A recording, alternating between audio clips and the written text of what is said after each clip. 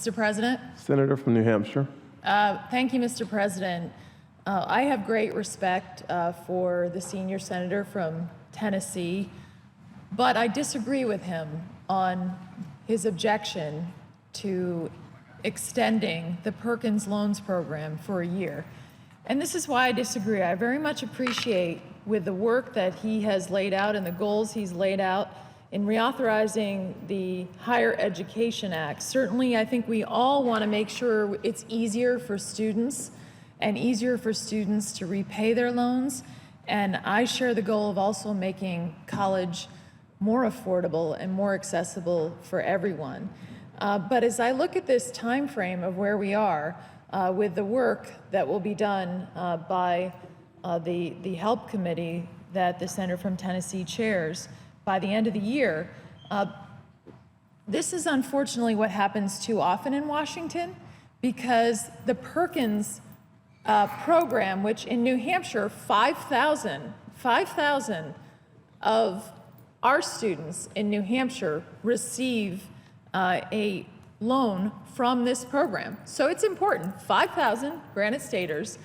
And if we wait till the end of the year and let it lapse, and then the committee does its work, but there's so many other pressing things that need to be addressed in the Senate. This is pressing too, and we don't get to it. We're in the position where the Perkins loans lapse. Appreciate the work done by the HELP committee, which I hope is bipartisan, to address this important issue of making it easier for students. But I don't think we should let this program lapse in the interim. And I think there's a very reasonable position here to say, let's extend this program and not leave people hanging out there. I mean, apparently the House of Representatives agreed unanimously in extending it a year to give that breathing room and sending over here just earlier this week the Higher Education Extension Act of 2015.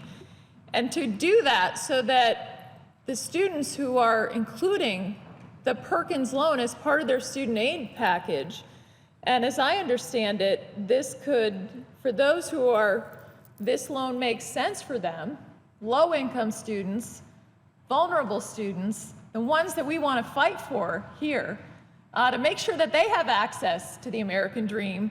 That's about $2,000 for students who are some of the most financially in need. So I understand that there are other loans available, but when you look at a student aid package, it's usually a combination of loans, especially if you're someone who comes from a background where you aren't able to pay for college yourself. So I think that the reasonable position here would be, let's extend this, let's provide that certainty while the HELP committee is doing the work that I think we all agree on needs to be done to address higher costs, to make it easier for students, to give more transparency in this system for students and for parents, and to make it easier for students to repay these loans. And I'm here fighting for the 5,000 students in New Hampshire and for others like them. I don't want them to be a victim of Washington uncertainty.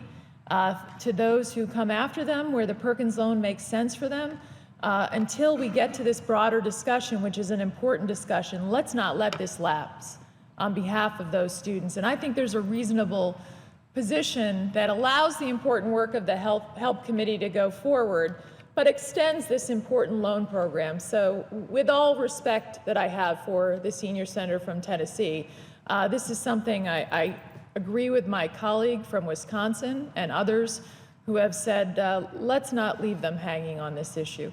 So thank you, Mr. President. I yield the floor. Mr. President.